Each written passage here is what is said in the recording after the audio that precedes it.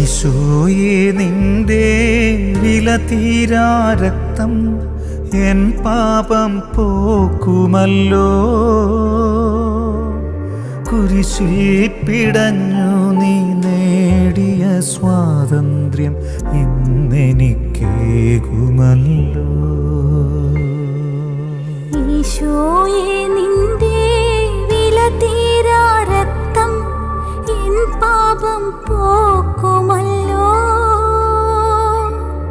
കുരിശിൽ പിടഞ്ഞു നീ നേടിയ സ്വാതന്ത്ര്യം ഇന്നെനിക്കേകുമല്ലോ.